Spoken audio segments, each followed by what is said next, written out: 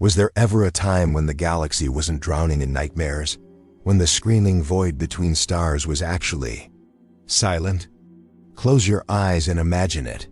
The warp, that churning ocean of pure chaos that every starship must brave, where demons tear at reality and time itself loses meaning. Where a journey of weeks can take centuries or mere seconds.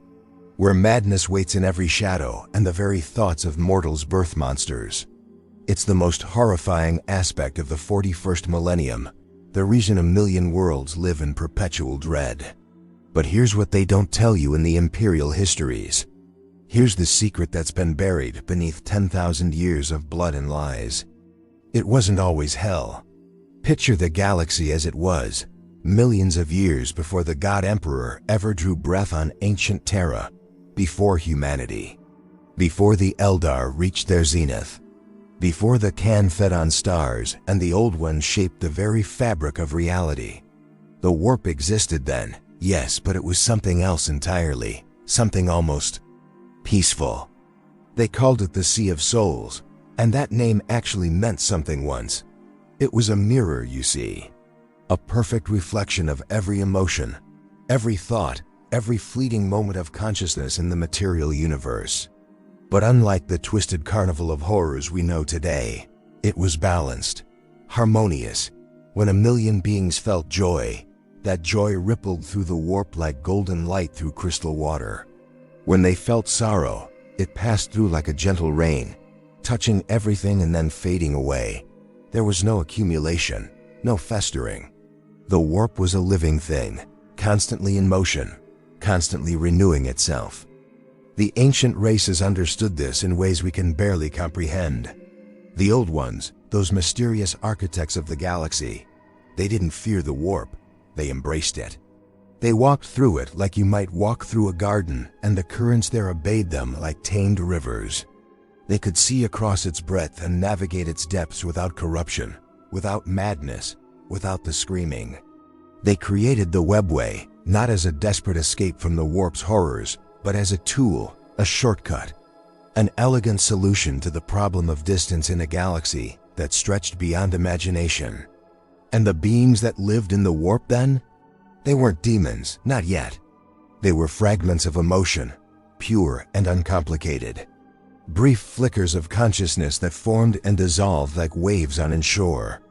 A creature of curiosity might emerge from the combined wonder of 1,000 explorers making their first journey to the stars, lasting only as long as that wonder lasted, then dispersing back into the cosmic foam. There was no hunger in them, no malice.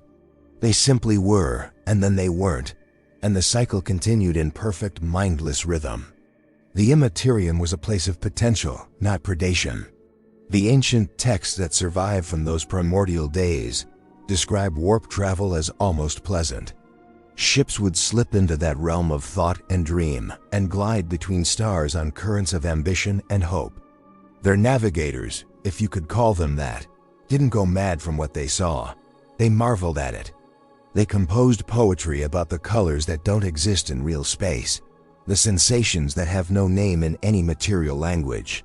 One fragment, recovered from a tomb world on the eastern fringe, describes the warp as the place where mathematics dances with music, and both are the same thing. Try to imagine that for a moment. Try to picture a realm where the fundamental force that connects all consciousness isn't trying to devour you. Where entering that space doesn't require Geller fields and prayers, and the sacrifice of psychers just to keep the nightmares at bay. Where a human child, should they manifest psychic powers, wouldn't be branded a witch and either executed or soul-bound to a corpse on a throne. Where the mere act of feeling emotions too strongly wouldn't risk summoning entities that want to wear your skin and feast on your soul. That was the warp before chaos. That was the galaxy's great gift to itself and its eventual curse. Because nothing gold can stay, can it? And in the warp's case, the very thing that made it beautiful contained the seeds of its corruption. It was a mirror, remember, a perfect mirror. And mirrors reflect everything, not just the pleasant parts. When the galaxy was young and its dominant races were few, the balance held. The Old Ones were methodical, almost cold in their perfection. Their emotions, if they had them, were controlled, measured, and the younger races they uplifted, the species they modified and guided, were still simple, still innocent in their way. But war came to the galaxy. The Catan, those star-devouring gods of the material realm, turned their gaze on the Old One's works and found them wanting. The war in heaven began, and with it, something in the warp began to change.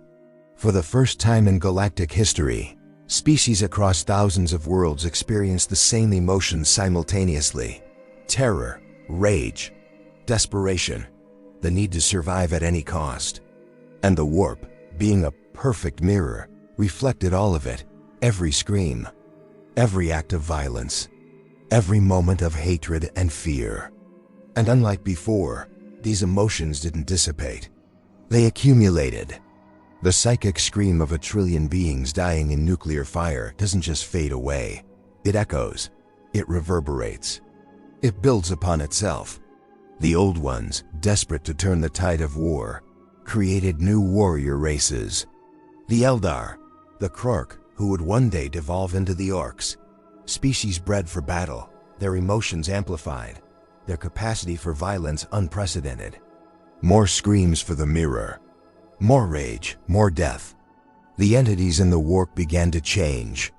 Those harmless flickers of emotion, they started to linger, to feed on the growing psychic pollution, to develop preferences.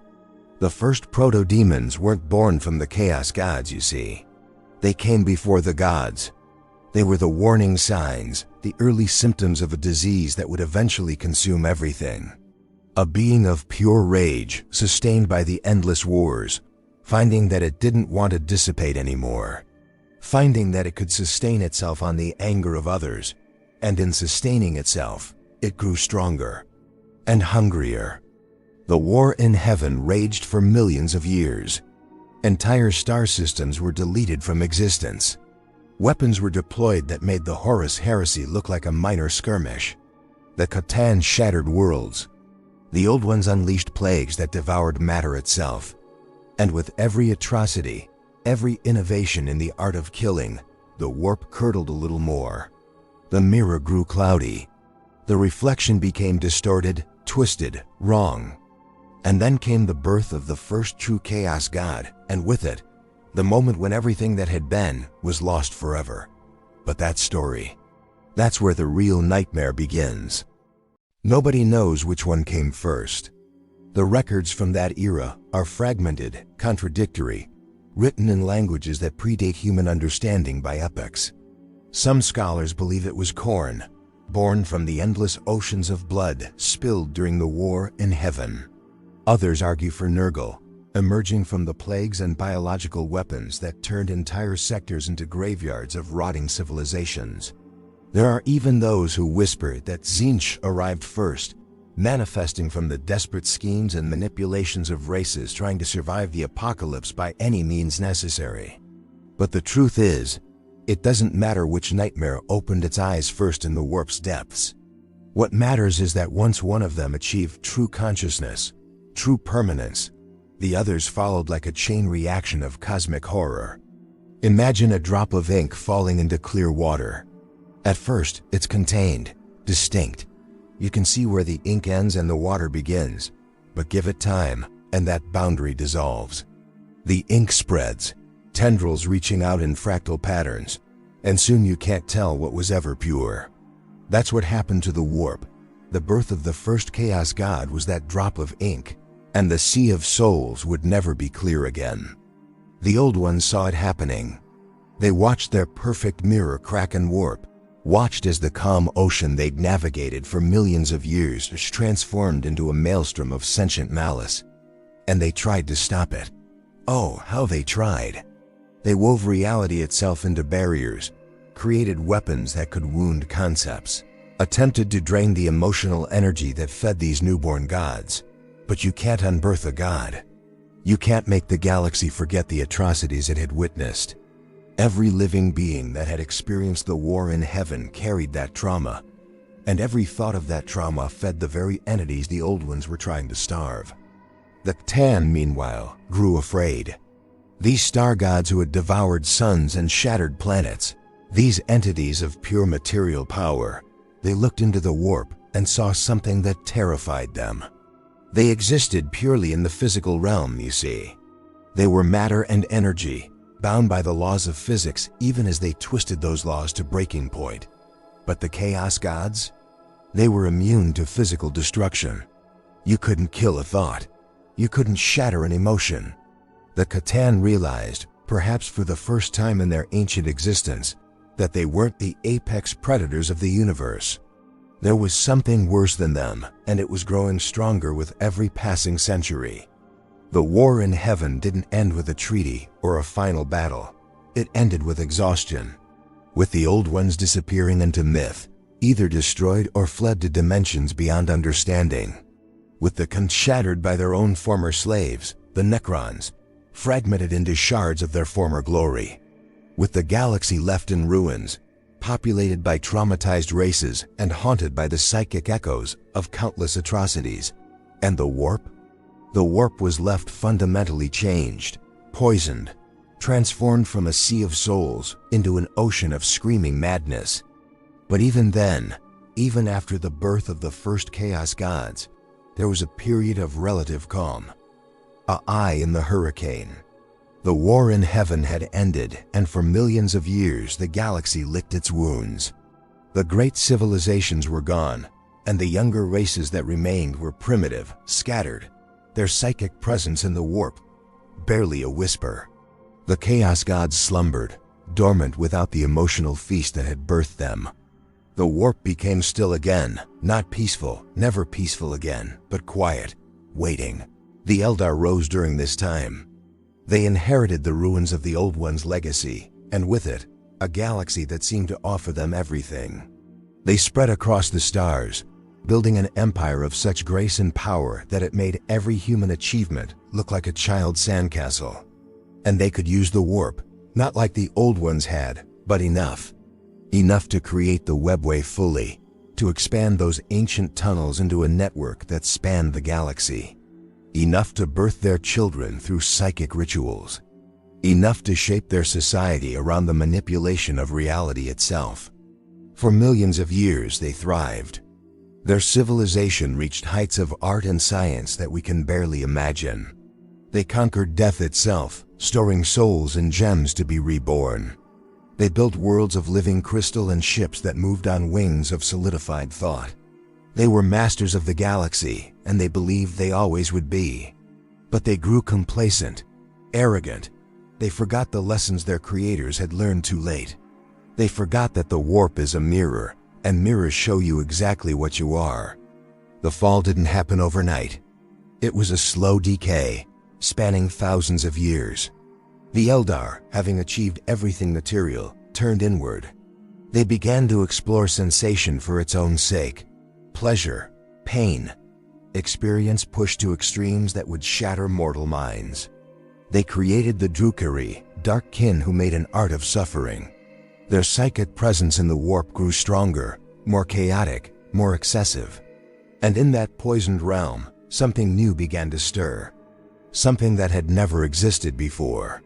A god of excess, of pleasure and pain intertwined, of sensation without limit or meaning. Slaanesh gestated in the warp like a tumor, growing fat on the Eldar's depravity, fed by every excess across their galaxy-spanning empire, and the Eldar couldn't sense it. Their arrogance blinded them. They believed themselves above consequence, immune to the laws that had destroyed lesser races. A few seers saw the truth. They fled, becoming the Exodites and the craft-world Eldar, abandoning their homes in desperate attempts to escape the coming catastrophe. But most ignored the warnings. Most continued their descent into madness, never realizing they were feeding their own executioner. And then, in a single moment that lasted an eternity, Slaanesh was born. The youngest of the Chaos Gods tore itself free from the warp's depths, and its birth scream killed trillions. The psychic shockwave didn't just destroy the Eldar Empire. It shattered it across every dimension simultaneously. Souls were ripped from bodies across thousands of worlds. The heart of their civilization, the densest concentration of their population, was consumed entirely, leaving behind a wound in reality itself. The Eye of Terror, a place where the warp bleeds into real space, where the laws of physics are suggestions and demons walk freely, where entire worlds exist in perpetual nightmare. Humanity barely noticed. We were scattered across Terra and a handful of nearby systems, still recovering from our own dark age of technology. But the Eldar's fall changed everything for us too, though we didn't know it yet. The birth of Slaanesh created warp storms across the entire galaxy. It made safe travel through the Immaterium nearly impossible. It isolated human worlds from each other for thousands of years, each one descending into barbarism or despotism or extinction. And it ensured that when humanity finally did reach for the stars again, we would do so in a galaxy where the warp was fully dominated by chaos. The four gods were complete now. Khorne, the blood god, feeding on every act of violence and rage. Nurgle, the plague father, sustained by despair and entropy and the stubborn will to survive even in corruption. Tzeentch, the architect of fate, growing fat on ambition and scheming and the desperate hope for change. And Slaanesh, she who thirsts, the youngest and perhaps most terrible, consuming souls with pleasure and pain refined to the same exquisite point. Together, they had transformed the warp into their playground. The Sea of Souls was gone forever, replaced by the realm of chaos. But here's what haunts the oldest minds in the galaxy. Here's what the Eldar seers whisper in their darkest moments, and what the Emperor himself knew before his entombment. The warp doesn't have to be this way. It's a mirror, remember. It still reflects the material universe. If somehow, impossibly, the galaxy could be purged of violence and despair and excess and ambition, if every sentient being could achieve some form of peace, the chaos gods would starve, the warp would calm. Not return to what it was, that's lost forever, but become something new, something bearable. That's the real tragedy, the true cosmic horror of the Warhammer 40,000 universe. The hell that humanity and every other race must endure isn't inevitable. It's a choice. A choice made every time a world goes to war, every time the Imperium burns 1 billion souls to feed the Golden Throne, every time the Drukhari torture another captive in Comora's depths. We're trapped in a cycle of our own making, feeding the very gods that torment us, unable to stop because stopping would mean extinction at the hands of those who won't stop. And the warp remembers what it was. In the deepest parts of the Immaterium, in places even demons fear to tread, there are still echoes of that ancient peace. Fragments of the Sea of Souls, preserved like insects in amber, untouched by chaos. The oldest navigators sometimes glimpse them during their journeys, moments of impossible calm in the storm. They describe it as looking through a window into a gentler universe, one where the very concept of demons would be incomprehensible. And then the window closes and they're back in hell, and they spend the rest of their lives wondering if what they saw was real, or just a beautiful lie their mind created to cope with the endless horror. The Emperor understood all of this.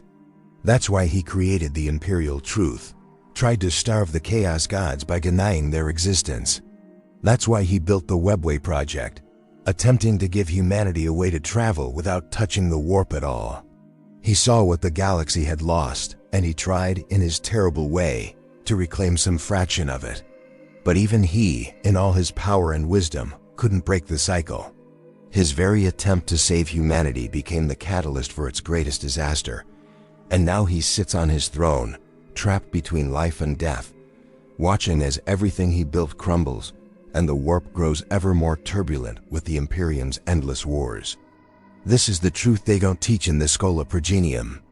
This is the knowledge that would break the faith of every soldier fighting in the Emperor's name.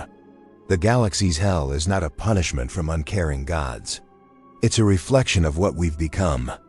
And somewhere in the darkest corners of the Imperium's archives, there are those who know this and understand its terrible implication. That humanity's salvation and its damnation are the same thing. There are individuals within the Imperium who carry this knowledge like a poison in their minds, not the simple faithful, not the average citizen praying to the emperor for deliverance, but the ones who've looked too deep, who've read texts that should have been burned, who've survived encounters that should have killed them and come back changed. They exist in the shadows of the Inquisition, among the Grey Knights who fight demons daily, within the highest ranks of navigator houses, and in the deepest meditation chambers of librarians who've touched the warp and felt its memory. They know, and that knowledge destroys them slowly, inevitably, because they understand a truth that cannot coexist with hope.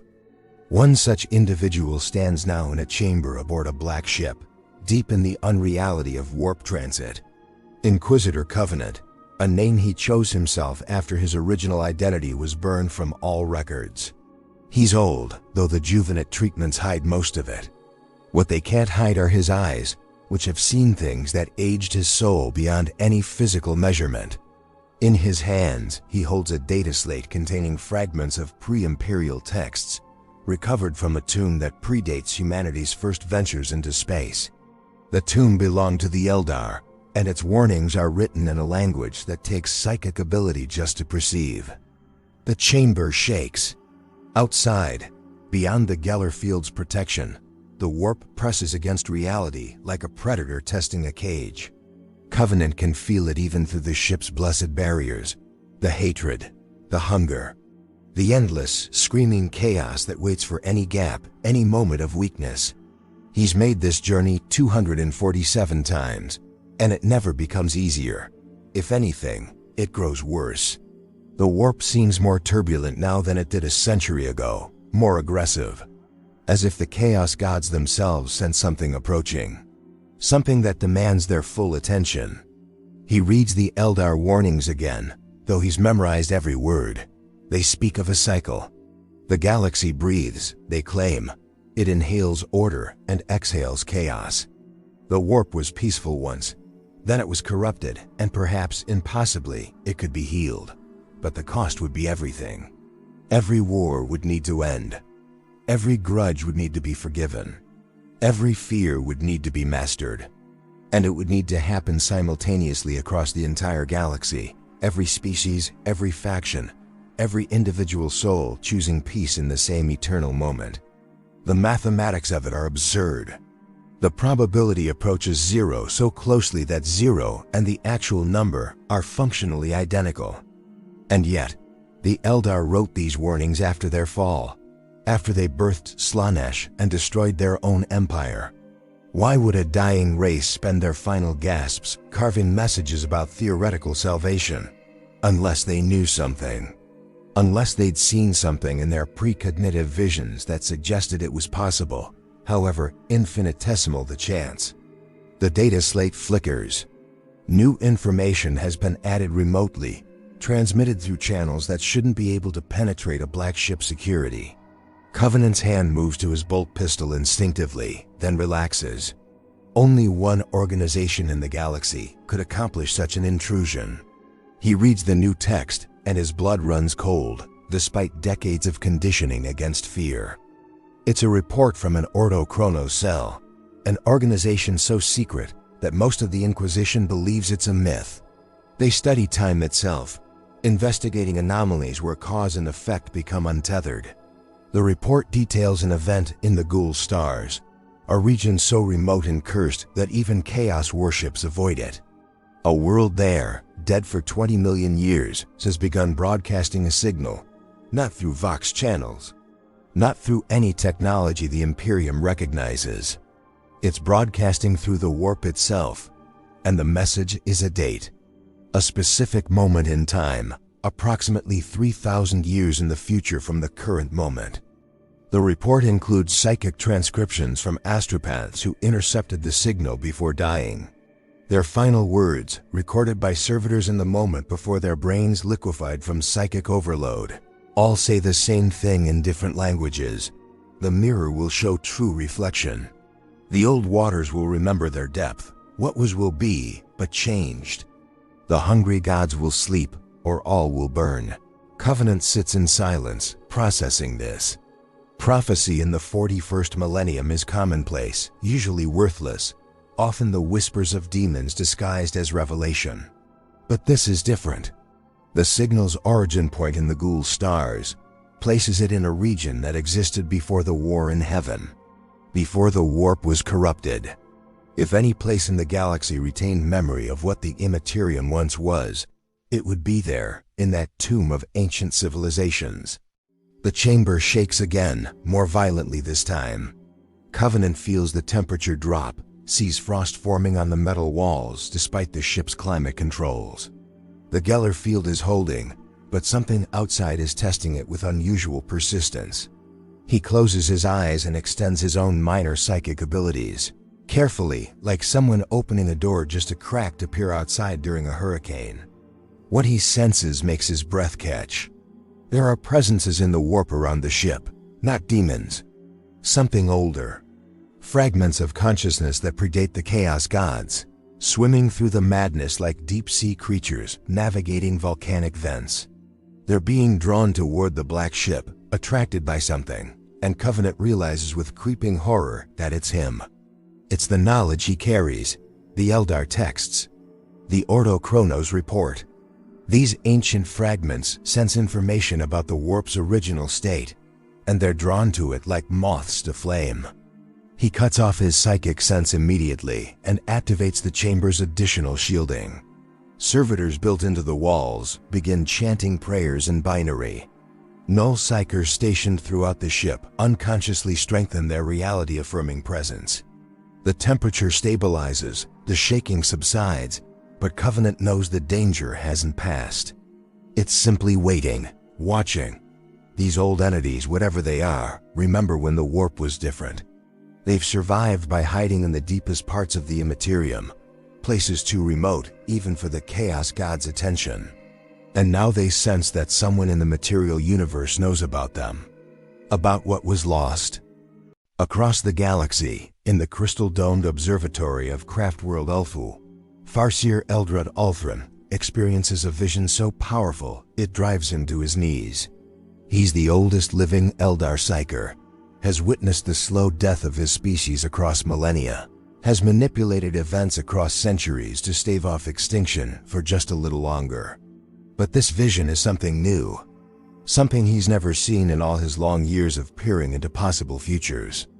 He sees the warp as it was, the sea of souls, clear and bright and untainted. He sees it not as memory, but as prophecy, as something that could exist again. But the path to that future is so narrow, so impossibly precise, that it makes the Eldar's legendary Craftworld navigation look simple by comparison. Trillions of events would need to align perfectly. The Imperium would need to stop its crusades. The Orcs would need to stop fighting. The Tyranids would need to stop consuming. The Necrons would need to stop their harvest. Chaos itself would need to be confronted not with bolter and blade, but with something far more dangerous, with forgiveness, with peace, with the absolute rejection of every impulse that feeds the dark gods. It's impossible. Eldrad has calculated impossible odds before and found ways to beat them, but this is beyond even his capabilities. The probability is so small that achieving it would require coincidence stacked upon coincidence, miracles occurring simultaneously across billions of worlds. Unless he realizes his ancient mind making connections that would break younger seers, unless it wasn't coincidence at all. Unless someone, something, was orchestrating events toward this singular purpose. Something with the power and patience to manipulate an entire galaxy across millennia. He thinks of the Emperor, sitting on his golden throne, neither living nor dead, his consciousness stretched across the galaxy. He thinks of the Eldar god of the dead, Inead, slowly gestating in the Infinity Circuit, born from the collected souls of every Eldar who has died since the fall. He thinks of the Khan shards, still dreaming in their Tesseract labyrinths, remembering when they were whole and powerful. He thinks of entities even older, beings that existed before the first stars ignited, watching the galaxy's dramas with inscrutable purpose. What if one of them, or all of them, or something beyond even their understanding, was working toward this moment? This date that the ghoul stars are broadcasting. This impossible convergence where the galaxy could choose salvation over damnation. The vision shifts, and Eldrad sees the cost. Sees what would need to be sacrificed for even the chance at redemption. The Imperium would need to let its empire crumble. The Eldar would need to release their death grip on survival. Every species would need to risk extinction for the possibility of transformation. And there's no guarantee. The vision shows him futures where they try and fail, where the attempt to calm the warp only feeds the chaos gods further, where the cure becomes worse than the disease. But it also shows him what happens if they don't try. The slow heat death of all consciousness, ground down by eternal war until nothing remains but demons feeding on the last echoes of extinct civilizations. The warp becoming so dominant that reality itself dissolves, leaving only the realm of chaos eternal and absolute. Eldrad opens his eyes, and for the first time in millennia, he feels something he thought he'd forgotten: fear, not for himself or his craft world, but for existence itself. The choice is coming. He can sense it the way sailors sense an approaching storm.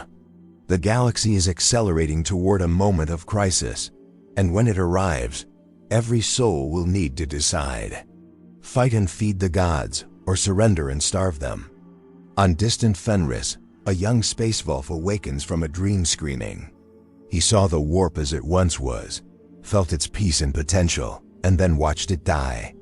His brothers calm him, tell him it was just a nightmare, but he knows better. The All-Father showed him something, a memory not his own.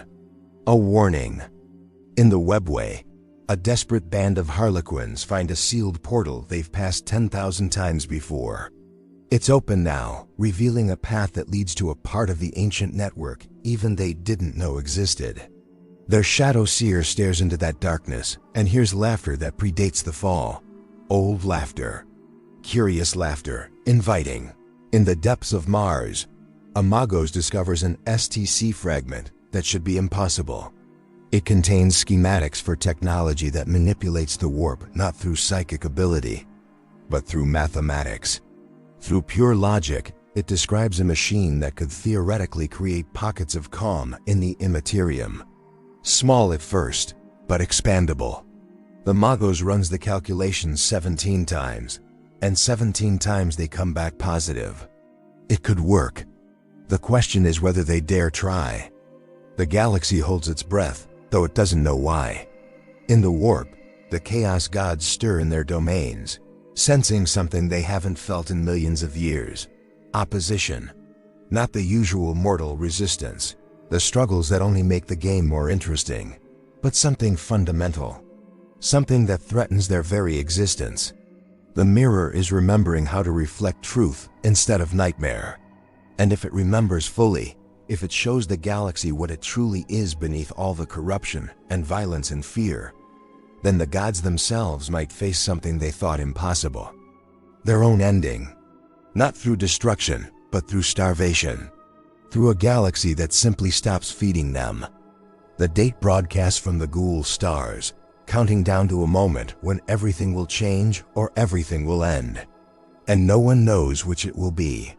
The date arrives not with fanfare, but with silence. A silence so profound that astropaths across the galaxy stop screaming for the first time in recorded history. Navigators guiding ships through the warp find themselves staring at something impossible.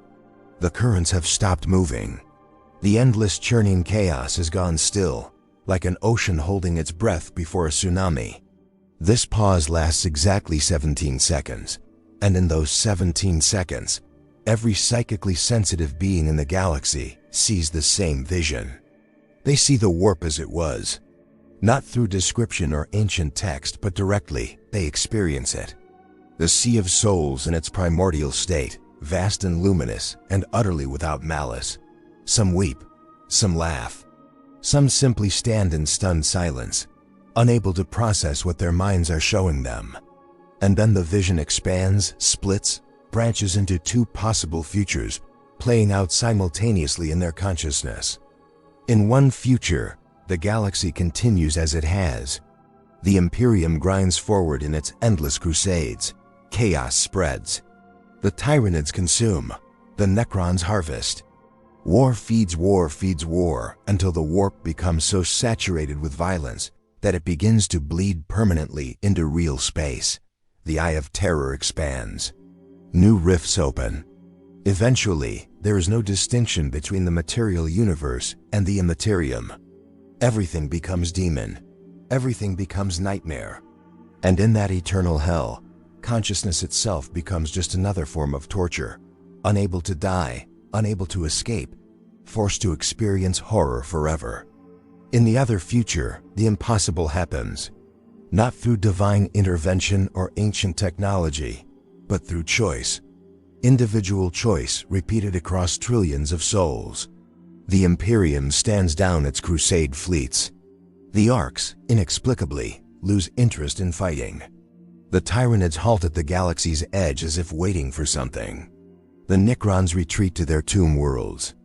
And in that stillness, that unprecedented moment of galactic peace, the warp begins to clear, slowly, incrementally, like dawn breaking after an infinite night. The Chaos Gods don't die. They can't die, but they begin to sleep, to dream. And in their dreaming, they become something else. Not good, never good, but neutral. Forces of nature rather than forces of malice. The vision ends. The 17 seconds conclude. And the warp explodes back into motion with such violence that ships across the galaxy are torn from their courses. But something has changed. Everyone who saw the vision knows what's possible now. They can't unknow it, can't unsee it. The knowledge spreads like a virus, whispered in the depths of hive cities, discussed in Navigator Council chambers, debated by chaos cultists who suddenly question what they're worshipping. Inquisitor Covenant stands in the same chamber, the data slate forgotten in his hands. He saw both futures. He understood, with the terrible clarity of someone who studied the warp for centuries, that the vision wasn't a prophecy, it was an offer. A choice being presented to the galaxy by something vast and incomprehensible. And he knows, with equal certainty, that humanity will choose wrong. The Imperium can't stop fighting. It's structurally incapable of peace. 10,000 years of indoctrination, of faith in eternal war, of teaching every child that there's only war, that to stop fighting is to die. You can't undo that in a generation, in a century. Maybe not ever. But what if you didn't need to undo it everywhere? What if you only needed to stop feeding the warp? What if there was another way? The thought crystallizes in his mind with such sudden clarity that he knows it isn't entirely his own. Something put it there. Something from those deep, old places in the warp where fragments of the ancient sea still hide. He accesses the data slate with shaking hands and begins to write. Not a report, a plan. A desperate, insane, beautiful plan. The Geller field doesn't keep the warp out. It creates a bubble of reality in the Immaterium. A pocket of normal space where ships can travel. What if you could expand that? What if you could create Geller fields not around ships, but around worlds? Around entire systems? It would take energy beyond comprehension. It would require technology that doesn't exist. But the STC fragment on Mars describes exactly that. Machines that could generate reality bubbles on a planetary scale. If enough worlds did this, if enough of the galaxy was shielded from the warp, then the Chaos Gods would starve. Not completely. There would always be violence, always be emotion bleeding through. But it would be manageable, containable. The warp would still be dangerous, but it wouldn't be hell. It would be what it was during that long period after the war in heaven. Quiet, waiting. Covenant knows he'll never see this plan implemented. The Inquisition would execute him for heresy just for suggesting it. The Mechanicus would take centuries to even acknowledge the STC fragment's authenticity. The Imperium moves slowly, agonizingly slowly, and the galaxy doesn't have time. But maybe, just maybe, he could plant the seed. Let the idea spread. Let someone younger, someone with more influence, pick it up and run with it. He begins transmitting the plan through every encrypted channel he has access to. sends it to inquisitors he trusts, to tech priests he's worked with, to navigator houses that might understand the implications. He's signing his own death warrant, and he does it with steady hands and a smile on his face. Because for the first time in 247 warp transits, he has hope.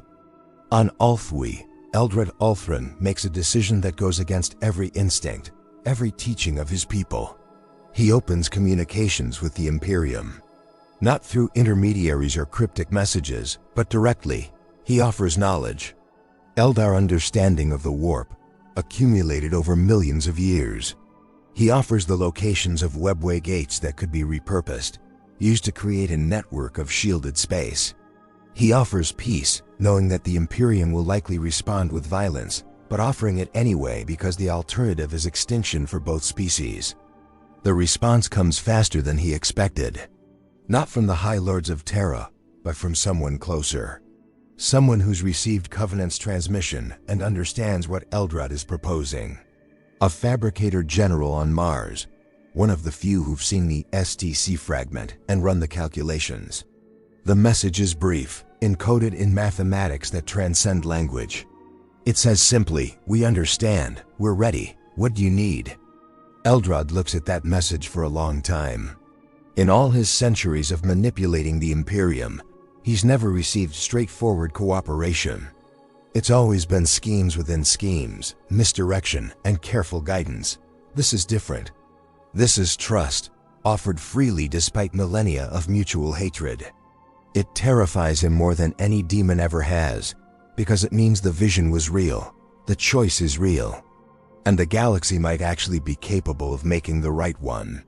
He begins to plan. The largest collaboration between Eldar and human in history. They'll need resources from everywhere. The Tau's advanced technology. The Orc's strange reality warping Gestalt consciousness, somehow convinced to think peaceful thoughts for once. Even the Necrons have a role to play, their ancient understanding of the material universe's fundamental laws. It's a coalition that should be impossible. That is impossible. But so was the Sea of Souls, and that existed once. In the warp, the Chaos Gods watch these developments with something approaching concern. Khorne manifests in his brass citadel, 8 times 8 legions of bloodthirsters standing before him, and for the first time in millions of years, he doesn't send them to slaughter. He holds them back, waiting, because he remembers, in the deepest parts of his consciousness, what he was before he became a god. He was an emotion, pure and simple. Rage without context. And if the galaxy truly chooses peace, he won't die. He'll just sleep, dream. And maybe in those dreams, remember what it was like to be something other than endless hunger. Nurgle tends his garden, watching as new plagues gestate in putrid pools, and he pauses. Holds a newborn demon in his rotting hands and whispers to it. Not commands, a lullaby. Ancient and sad and strangely beautiful. He's thinking about endings. About the eventual heat death of the universe, when all his plagues will have no one left to infect. He's always found that thought comforting. Everything ends, everything decays. But what if there was a middle state? What if things could decay slowly, naturally, without the artificial acceleration of war? The thought pleases him in ways he doesn't fully understand. Tzeentch, in his impossible library, calculates probabilities. The odds of the plan succeeding are so minuscule that they might as well not exist, except they do exist. That's the beautiful part. The galaxy is choosing the one path in billions that leads to transformation. And choice, real choice, is the purest form of change there is. Tzeentch laughs and the sound echoes through every possible timeline simultaneously. He's being given what he always wanted, genuine uncertainty. A future he can't predict. It's glorious. Slaanesh, the youngest, the hungriest, doesn't understand. She who thirsts claws at the barrier between worlds, desperate to consume the souls that are pulling away from her grasp. But even she feels it, the shift. The possibility that sentient beings might choose restraint over excess. Might experience pleasure without drowning in it. Might feel pain without being destroyed by it. And in feeling that possibility, she experiences something new. Something she's never felt before. Anticipation. Not for the next meal, but for what comes after hunger. After satisfaction. A state beyond craving. The galaxy trembles on the edge of transformation. Not salvation. It's too late for that. Too much blood has been spilled. Too many souls have been damned. The warp will never be what it was, but it could be something new. Something that allows existence to continue without requiring eternal suffering. A compromise between the material and immaterial. Between order and chaos. Between humanity and its gods. And in that moment of cosmic balance, every psychically sensitive being in the galaxy feels a presence. Something older than the chaos gods, older than the Catan, older than the old ones, the warp itself, awakening to consciousness for the first time since the war in heaven shattered it into fragments. It speaks, not in words, but in pure meaning transmitted directly into minds across light years. Remember me. Remember what I was. Remember what we could be again. The choice is yours. It has always been yours. I am only a mirror. Show me beauty, and I will reflect beauty. Show me horror, and I will reflect horror. Show me balance, and I will remember how to dream of stillness. The presence fades, leaving behind a galaxy transformed by knowledge. Not changed yet, not saved yet, but aware. Conscious of the choice in a way it has never been before. And awareness, as any psyker knows, is the first step toward control. The days that follow are not marked by grand celebrations or declarations of victory. There are no parades through the streets of Terra, no monuments erected to commemorate the moment the galaxy chose differently. Instead, the change comes quietly, in small acts repeated across billions of worlds. A guardsman on some forgotten front line who chooses to lower his lascan when he could have fired. An orc war boss who, for reasons he can't explain to his confused boys, decides that maybe they've had enough fighting for today. A tyranid hive fleet that hesitates at the edge of a system, its vast alien consciousness detecting something in the psychic background that makes it pause, reconsider, drift toward emptier space where there's less ... noise. Inquisitor Covenant never sees the results of his transmission.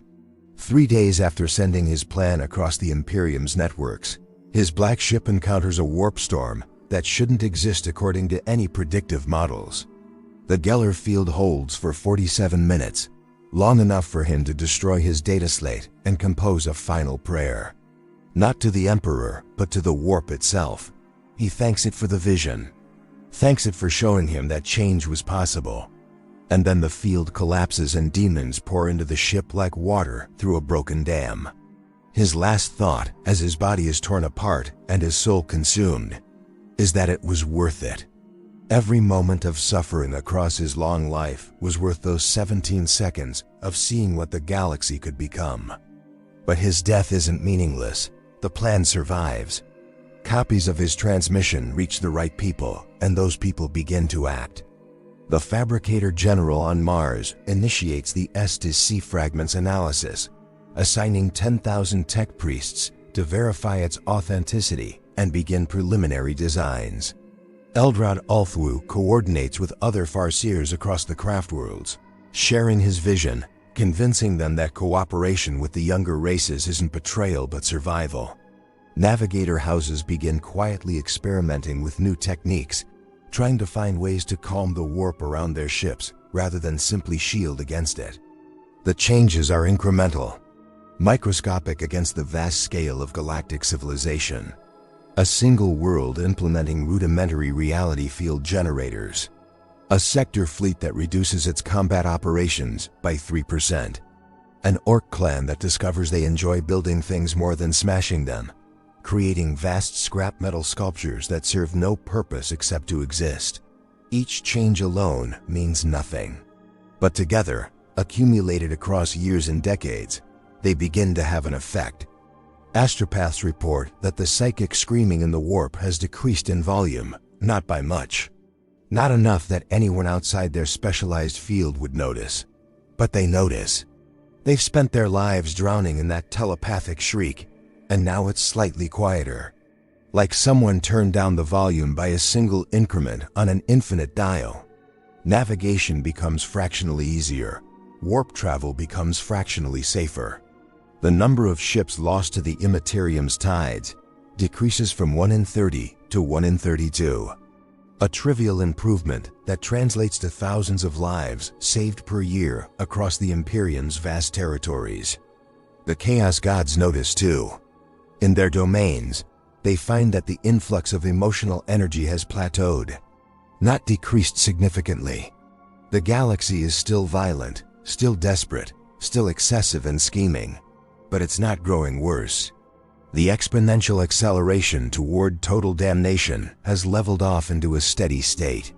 Korn paces in his brass throne room, trying to understand why this bothers him. He's still fed. His demons still feast on souls. His followers still wage war in his name. But something fundamental has shifted. The future he saw in the vision, the one where the warp consumed everything, has become less certain. Other timelines now branch with equal probability. Timelines where the killing slows, where his power diminishes, where he becomes what he was before the war in heaven, just an echo of rage without permanence or purpose. And he finds, to his eternal surprise, that he doesn't hate this possibility. He's tired. A god can be tired. He's been fighting for millions of years without pause, without variation, locked in the same eternal struggle with his brothers and the material universe. The prospect of rest, even the half-death of dormancy, appeals to something in him that remembers being simple, being pure emotion without consciousness, without responsibility.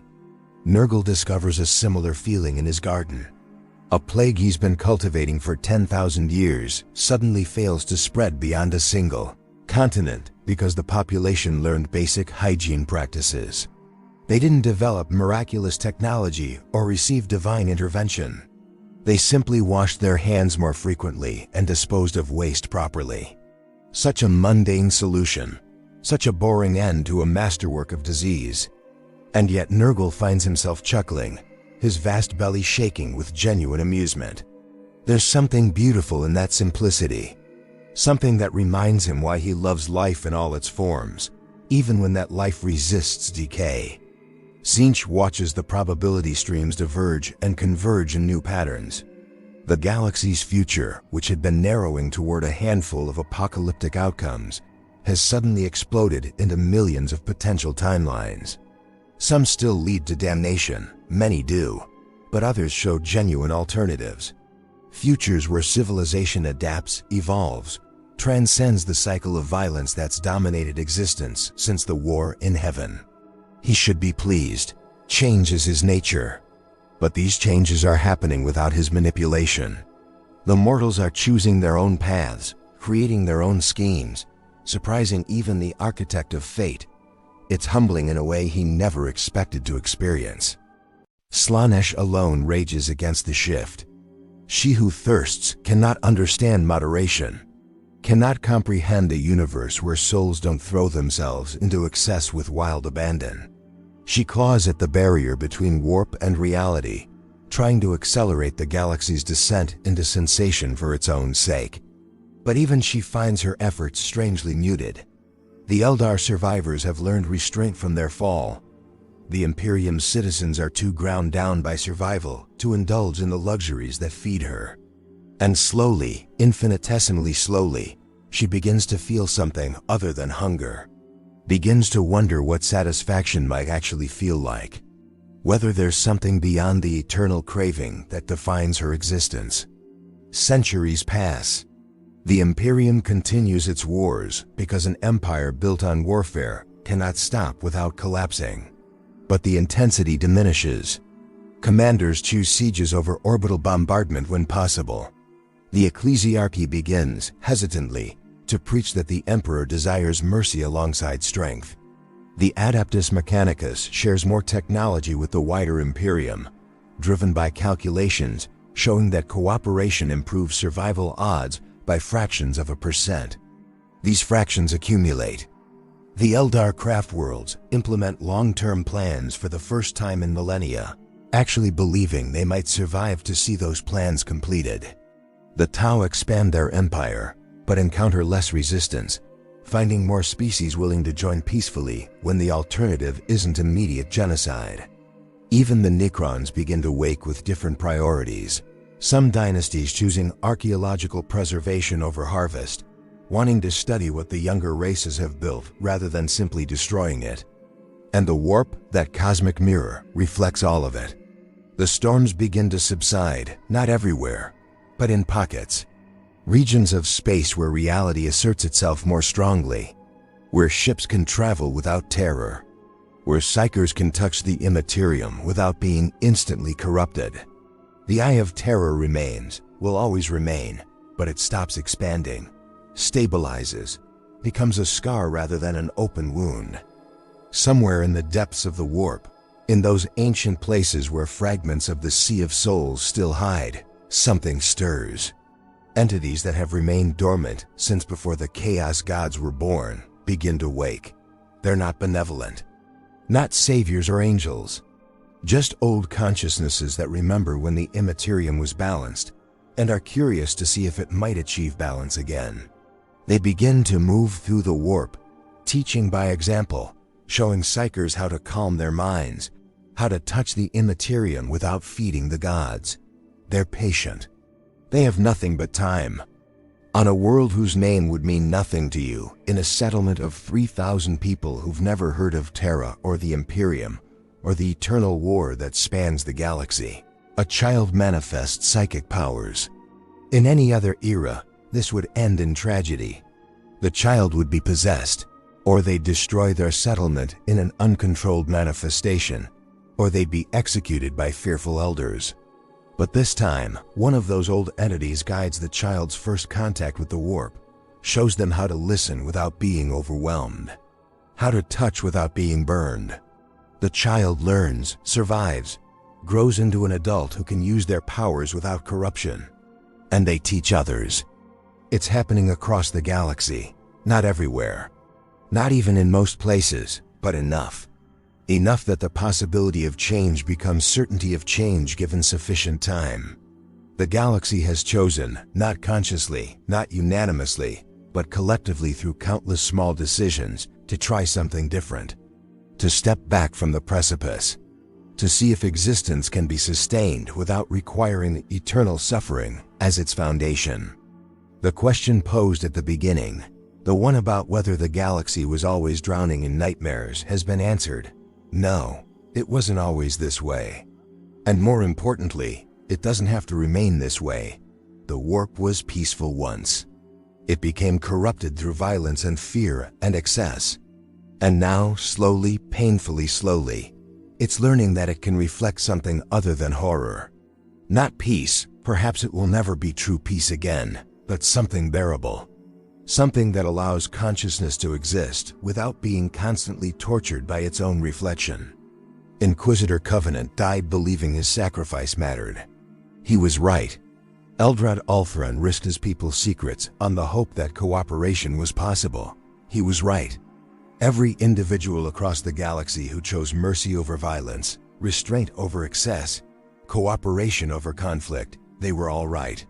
Their choices rippled through the warp like stones through water, and those ripples are still spreading, still growing, still changing the fundamental nature of reality itself. The Chaos Gods will never die. They're too powerful, too fundamental to sentient existence. But they're learning to dream instead of hunger. Learning that there are states of being between dominance and extinction. And in their dreams, perhaps they remember what they were before they became gods. Before they became monsters. When they were just emotions flowing through an ocean of possibility. The galaxy in the 41st millennium remains a nightmare. But nightmares end when you wake up. And for the first time since the war in heaven, the galaxy is beginning to stir. Beginning to open its eyes. Beginning to realize that the hell it lives in is not inevitable, not permanent, not beyond its power to change. The mirror can show true reflection again. It just needs something true to reflect. What will you show it? What will your choices, your emotions, your dreams and fears and hopes add to that cosmic mirror? Because that's the final truth, the one that matters most. The warp isn't separate from us. It is us. Our collective consciousness made manifest. And if we can change what we are, we can change what it becomes. The galaxy learned that lesson at terrible cost. Perhaps we can learn it more gently. Perhaps we can look at our own reflections and choose, deliberately and consciously, to be something worth reflecting. The warp remembers what it was, and it waits to see what it will become.